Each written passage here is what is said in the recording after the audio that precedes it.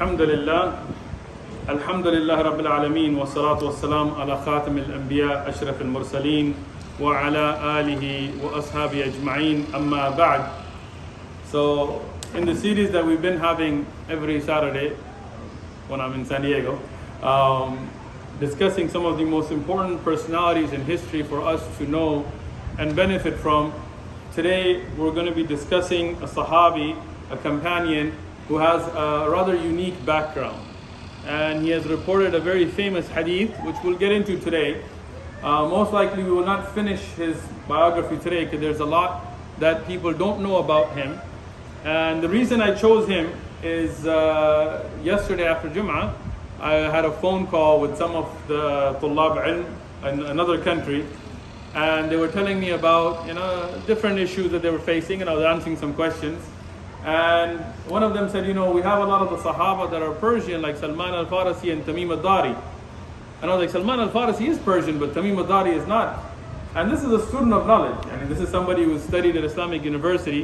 And he said, but Dari, like Dari, the language. I told him, no. Banu Dar was a qabila of Lakham, which was a qabila that was from what is today Palestine. He was from the land of Palestine.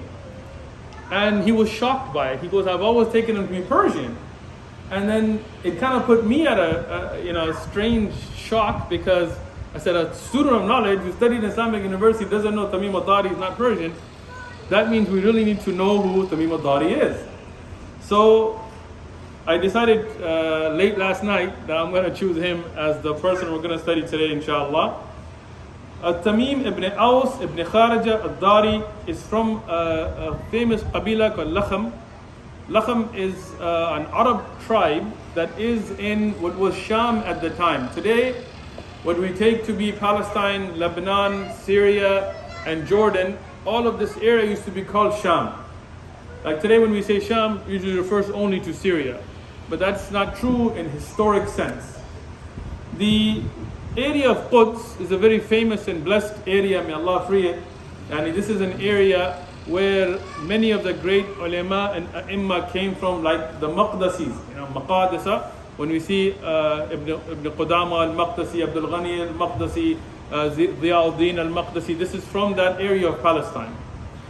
That area in the time of Rasulullah sallallahu alaihi wasallam, Sham, were Arab, the Qabail, they were Arab, and they had aligned with the Roman Empire. The Arab, as we discussed on the eastern side, they had aligned with the Persian Empire. We discussed this in the last dars and the one before that. Here, because the superpowers were two at the time, the Persians and Romans. So those that were Arab, Qabail, closer to, like we discussed in the story of Sahib al-Rumi, closer to the Persian area, they aligned with the Persians. And they would adopt their practices and cultural aspects. And even in their Arabic language, you will find a dialect that is closer to Persian.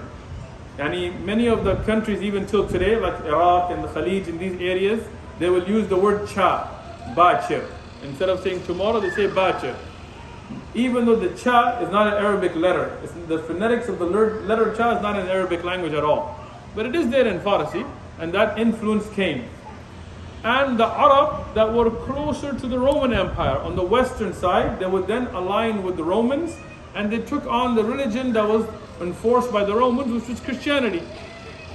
And many of their dialects, you will find things that are closer phonetically to European languages than the pure Arabic language.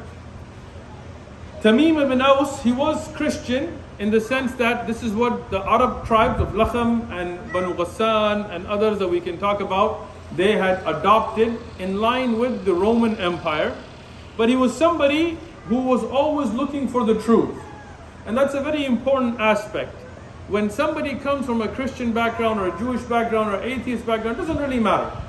And all of us come through different backgrounds. But when you look for the truth, when you're sincere in your seeking, then Allah will open a way for you. And when Allah opens the way, there are two types of people then. Those that accept that way, they humble themselves, they accept the truth, and they follow it.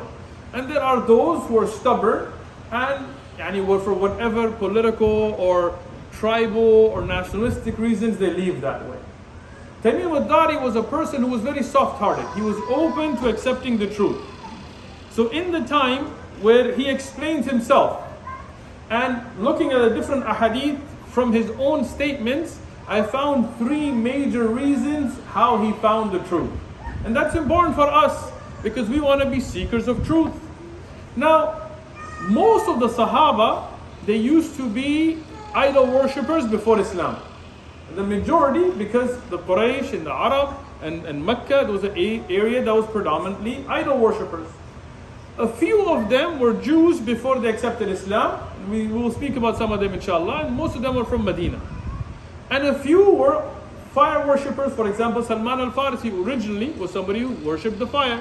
And then of course he went through a phase of being Jewish and Christian and so on until he came to Islam. Tamim Ad-Daari is one of the few that was Christian before he accepted Islam. There are many others, but in comparison to the majority of the Sahaba, there are few. So he says himself that he went to a rabbi, because in the area of Sham, where he was, in that area, there were Jews and there were Christians. So he said, I went to a rabbi because I saw him dedicated to his books, and I told him I want to become Jewish. So he went and he saw them and he went to learn and accept their religion. And he said, the rabbi told me, don't accept our religion, don't become Jewish, because we are a cursed people. This is the statement of the rabbi to him. And that's why many times when you see in Judaism, there's not much preaching. Like they don't really try to convert people. Even myself, when I went to a temple to learn about the religion of Judaism, when I was very young, when I was searching myself, the first thing they told me is that you don't want to become Jewish. The same thing they told me. So he was surprised by this. So he told them why. Tamim Ad-Daari, he asked the rabbi why.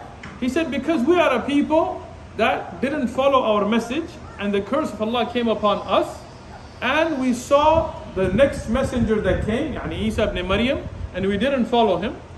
And we know that the last messenger is coming, and we hope that he will be from our people so we can follow him.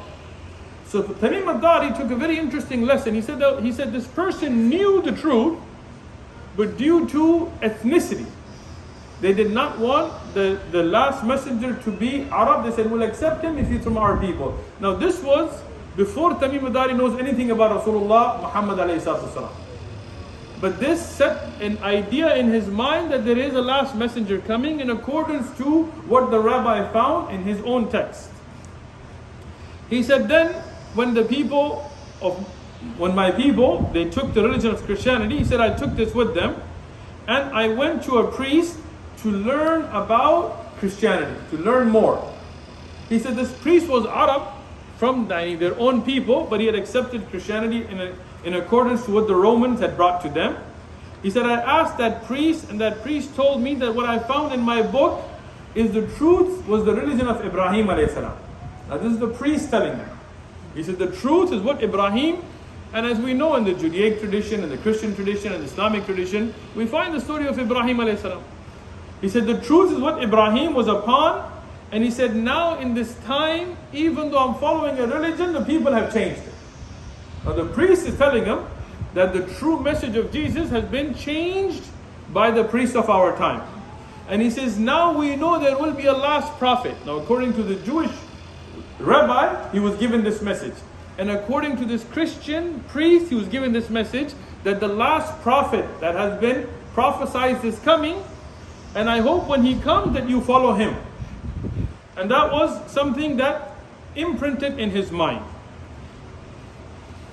The second reason, which he gives himself, he says when we used to go to the deserted areas, the deserts and forests, areas where there was nobody, where there was no town, we would pray to jinn. Jinn is another creation. Many people don't understand what the jinn is. In the West and in the East and here and there, we hear about ghosts.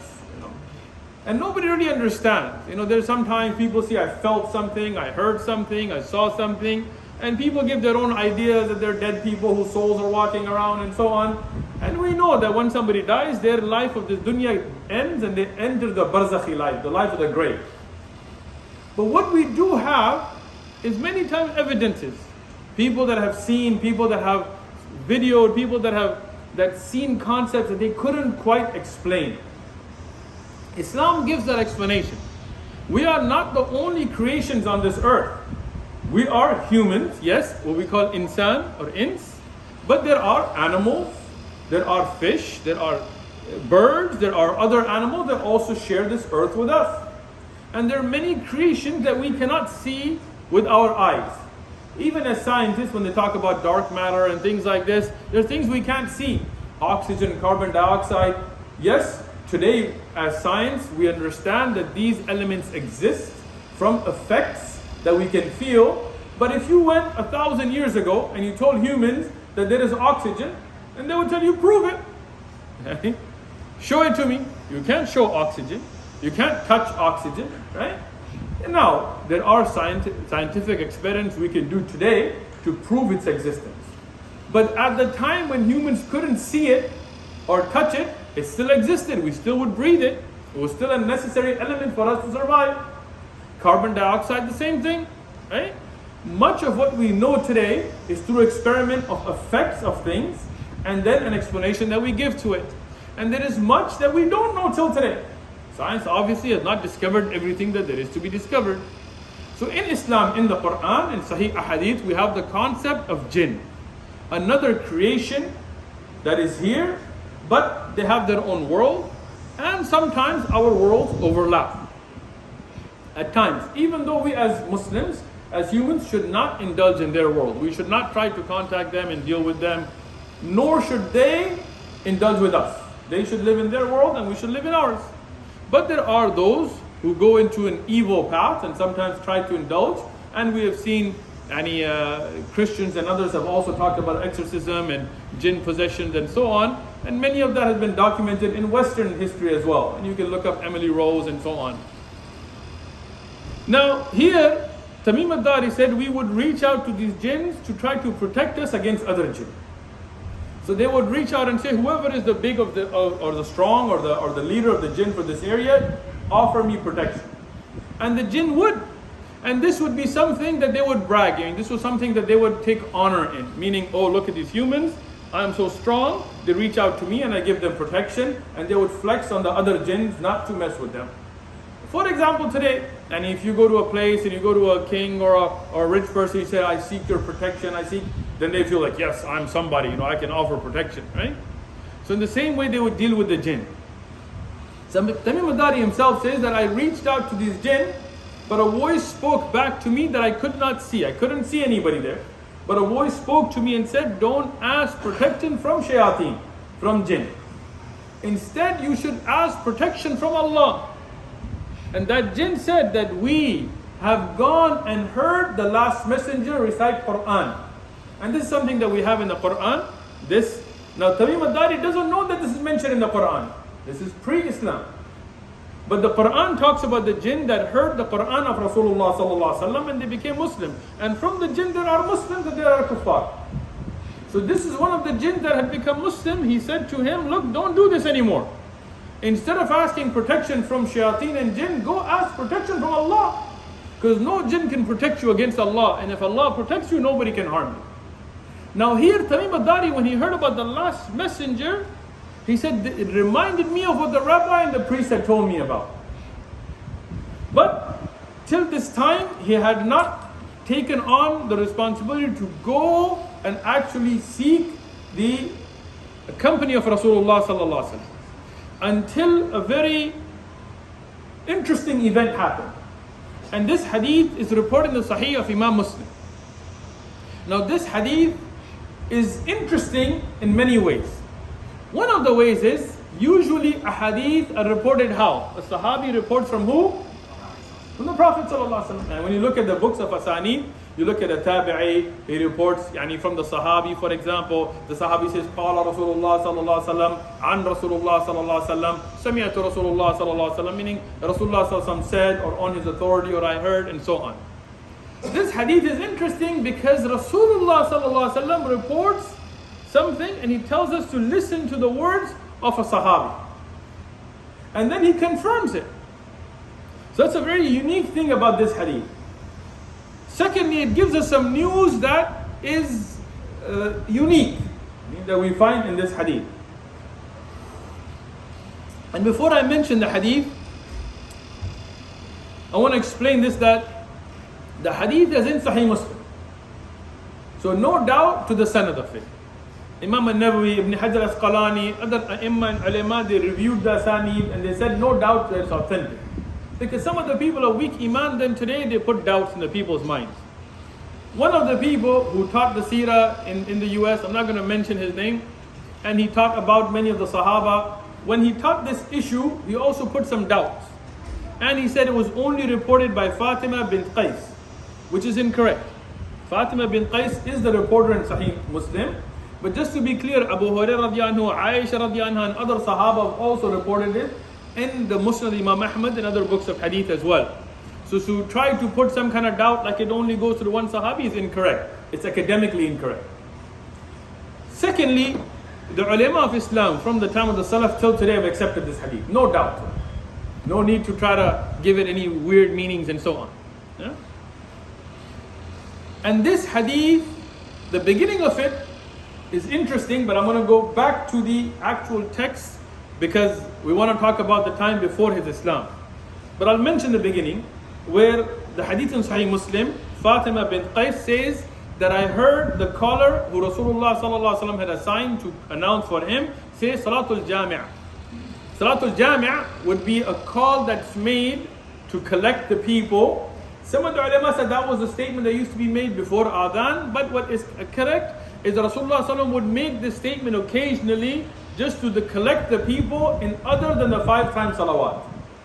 To collect the people, other. So Fajr has its adhan. And there is 2 adhan for Fajr, as you know. Dhuhr has its adhan. Asr, Maghrib, Isha. These are the salawat that have adhan. Other salawat do not have adhan. Eid, for example, doesn't have an adhan. For example, Qiyam al-Layl, Witr, Taraweeh, these do not have adhan. Salatul Kusuf, they don't have adhan. Right? So the adhan as we make is specific to certain salawat. But if Rasulullah sallallahu alaihi wasallam wanted to collect the people, whether it's for a special salah or for a warning or a reminder, this was the statement that would be made, Salatul Jami'. And the people would rush. Fatima bint Qais says that when I heard this, I knew it was something important, so I rushed out of my house and I went to where the women would be, and I was in the closest saf to the men. In the time of Rasulullah sallallahu alaihi wasallam, the women would start the sufuf from the back, from the furthest, and go forward. So she says I was very close to, so that I could hear what Rasulullah sallallahu alaihi wasallam will tell us. And here Rasulullah sallallahu alaihi wasallam, he prayed, he made a salah, and then he told the people, stay in your places, meaning don't go back, don't move. And then he told them, I did not collect you lil rughba or raghba, yani to give you an encouragement, or rahba, or to warn you. Like sometimes Rasulullah would collect the people and would tell them that there's going to be a battle, or that some people are going to attack, or he would give them a special instruction in the Sharia. But he said, today I didn't do that. Rather, we have with us Tamim Ad-Daari, who was a Christian, and today he has come and he accepted Islam. And I want you to listen to what he told me, and I confirm what he said. Meaning, this is not one of those things where it's from Israeliyat, where somebody from the earlier tradition said something. No, this is something that Rasul ﷺ confirmed. Tamim Ad-Daari, he explains now. Now, this event happened before the beginning of this hadith. And this is the 3rd event that brought him to Islam. But because the hadith mentions after he's already there accepting Islam, I mentioned it. He said, we sailed with 30 men. Now, so this is very important because some people, they say, oh, maybe he was confused. No, it wasn't just him. He sailed with 30 men from the Qabila of Lakhm and Jud'an. These are, again, 2 Qabail that were in the Sham area.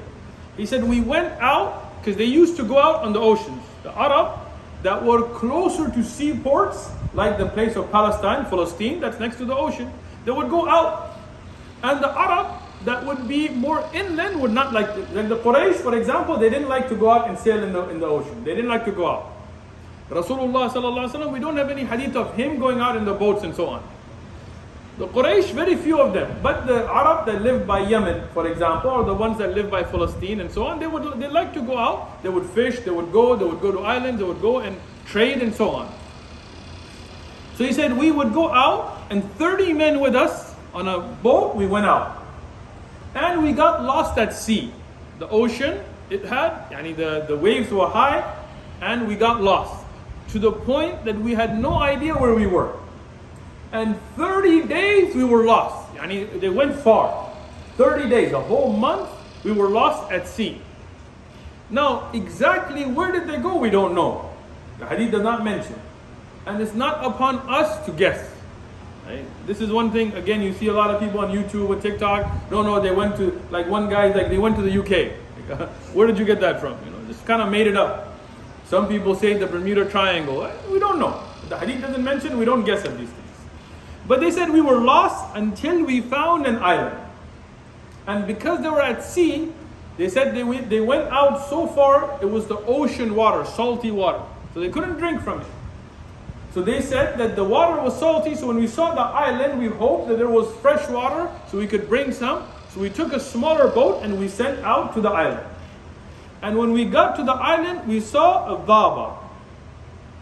Daba here is it's a beast, an animal, a large animal. And interestingly, when I was looking at the hadith, they use the female tense of the Arabic language. And many times this is very interesting when we look at, this is one of the problems why you should stay off like TikTok and these things, because they make these little videos and they show this big man and he's very hairy when they represent this hadith.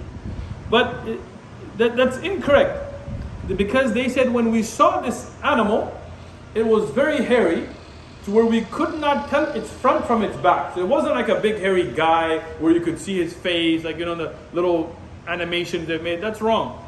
Rather, they said it was an animal that we had never seen the like of. It was something that we had never seen. It was something unusual. And it was very hairy where we could not tell what it was, but it spoke to us. In words that they understood, in the Arabic language. So we said, Waylaki, and the ka has a kasra, interesting, and because daba is the female, is the type of beast. I'm not saying it was a woman either, right? I'm just saying it was an animal, so leave it at that. Ma anti, he said, what are you? So the animal replied, Ana jassasa. Jassasa comes from the word jasus, or to spy or to get news. Jassasa here, people have thought as if it's a name, but most likely this is something that he was describing, that he's somebody who collects news for who? For who he's going to talk about. He said, I'm Jassasa. And the hadith is famous as the hadith of Jassasa. That's what the hadith became famous by. So they said we became afraid of it. It's something that we saw, it's scary. Not something normal. Right? So we asked him, what are you? So he said, leave that. Go to the man in a monastery. And it's interesting, Ad-Daari here in Arabic in the hadith refers to a monastery. Right? And this is something very interesting to me personally. Why? Because many people are waiting for the second coming of Jesus ﷺ, of Christ. But many people may confuse who they're looking at. Right? And this is somebody who was in a monastery, not in just a house or so on. Right? So when the Tamim Ad-Daari and them, they heard this, they became afraid. And they said, we thought it was a devil, so we wanted to run from it. So we walked away, but when he told us to go to this monastery, we ran to it because we were afraid of it. So we ran away toward that monastery. He said, in that monastery we saw the biggest man we've ever seen. But it was a man.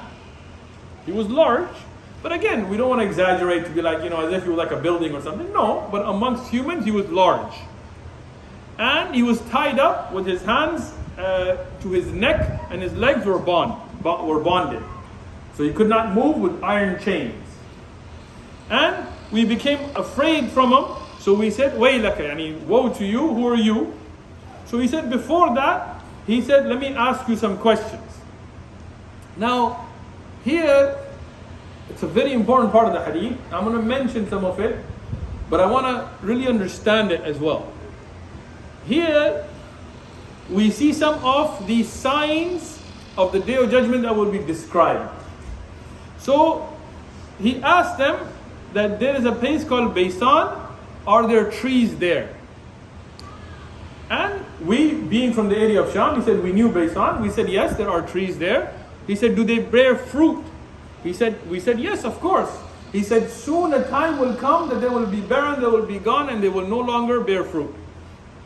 Now, regarding this hadith, when I was studying this particular hadith in Sahih Muslim from one of the Shaykh in Pakistan, he told me that I met people from that area. And I actually Google mapped it as well. And there were a large amount of trees there that are gone today. And those people have confirmed that today, that area, the trees do not bear fruits anymore. Now this is something that didn't happen in the time of Rasulullah sallallahu alaihi wasallam, but it has happened in our time. And this is the hadith of Tamim Ad-Daari. That the man who's here, we'll mention who he is, and some of you may have already figured it out. He said this will happen, and that is a sign from the signs that my time will come. That the trees in that area will no longer bear fruit, and they will be scarce, they will be gone. And when they are gone, this is a sign that will come. This didn't happen in the time of Rasulullah sallallahu alaihi wasallam, but that prophecy came true. Like the other signs of the Day of Judgment that the Prophet ﷺ has told us. Then he asked about a lake which is called Tabariya here in Hadith. And in the Western books, it looks like, and again I want to do some more research on this, but I found this very interesting. Galilee area where there is a lake that today, and my Shaykh said this, and then I looked it up on Google Earth, it is at the lowest point in history. It's almost dried up. It used to be a huge lake that had a lot of water. Today they're expecting in the next few years it will dry up. So here, the Dajjal, or the man here, he asked, spoiler alert, he asked, is there a lake there? They said yes. He said, does it have water? They said yes, it's filled. He said a time will come that it will dry up. And that is coming true in our time. 1400 years. Then he asked about a spring of Zughar, and this is a place where it's in South Syria. Now, what I have found is the spring of Zughar that was there in the old maps today is dried up. This is something that was mentioned there as well. And then he asked, has the prophet of the unlettered people come forth? And Tamim Ad-Daari, he said, who is that? Yani he told them, is there a man that has come from an Arab people or unlettered, meaning a people that are not sophisticated like the Romans and Persians and so on? Has a prophet come in their time? And here Tamim Ad-Daari said that I had heard from that jinn, and this is a different narration, not the one in Sahih Muslim by the way. And he said, when I had remembered that, I told him, yes, that prophet has come forth. So here the man said, has their people fought him? And he said, yes, the Quraysh, they fought Rasulullah sallallahu alaihi wasallam. And he said, what are the outcomes of those battles? Sir Tamim Ad-Daari said, sometimes they win and sometimes he wins, because in the time of Rasulullah sallallahu alaihi wasallam, for example, Badr was a clear victory. Uhud was a setback and so on. And even though we explained it's not a loss, but he would go back and forth. So he said that if they were intelligent, like if they want good, they would follow him. Because he is that last prophet. And his coming is one of the signs of me being released. And when I'm released, I will go to every city within 40 days. I will go out the whole world. Now, very interesting. If you think about the time of Sahaba, they could not have imagined that type of travel. Like imagine in their time, you would travel how? Horses, camels, ships. You didn't have cars, you didn't have engines, you didn't have boats, you didn't have any of that. You had no idea of light speed, any of that kind of stuff. So imagine when the Sahaba heard that Dajjal would go around to every city within 40 days, it must have been mind-blowing to them. It was something that could not have been accepted by what they see in front of them. But this is Iman. This is Iman, to believe in the ghaib. And they believed in it. Today we can imagine that. Today, when we look at travel, we're trying to go to Mars, we're trying to look at speed of light, you look at a Concorde, we look at whether the technology is there today or not to actually fulfill that, but we can understand that, right? We can see how fast travel has become, and who knows how much faster it will become. So it's much easier for us to accept a hadith like that today than then, but the Sahaba accepted it, that was their Iman. And that is why when things like Ya'juj, Ma'juj will come, we shouldn't try to be like, oh, we've Google mapped the world. We haven't. Much of the world we don't know about. And whatever is in the Quran and the Sahih Hadith upon us is to accept. Like the Sahaba, when they heard the Hadith of Rasulullah sallallahu alaihi wasallam that the Bedouins would be competing and building tall buildings, they couldn't have imagined that. They didn't understand what a tall building was. And at that time, in the barefoot Bedouins, like those that had nothing, how would they be competing in building buildings? Today, when we go to the Gulf and we see Burj Al Arab and Burj Dubai and we see the Khalifa Tower and this and that, today we see that hadith come true in front of our eyes. But we shouldn't at that time have said, well, I don't know, how would that happen? No. If it's in the Quran and Sahih Hadith, we believe in it. And then we see it come true in front of our eyes. As all the signs of the Day of Judgment will come true. Whether we're alive or not to see them is different. But it will come true. And how? We'll find out then. So here, this man then told them, I am Dajjal. I am that Antichrist. And that's very important because some people, because of the weakness of Iman, they're like, Dajjal is a satellite, or Dajjal is the internet, or Dajjal is this. No, it's a person. Rasulullah sallallahu alaihi wasallam described him. He is a fitna that will come from Allah, from the side of Allah subhanahu wa ta'ala as a test.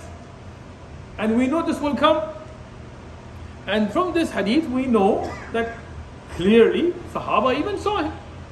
Now, how could he be alive all that time ago and so on? Allah willed it. He is a test from Allah, just like how He could bring people back from the dead in front of you, whether it's in the shape of jinn or so on, or show you a Jannah or Jahannam, by the will of Allah. That's a test. So now Tamim Ad-Daari, and I'll talk about this hadith a little bit more in the next dars inshallah.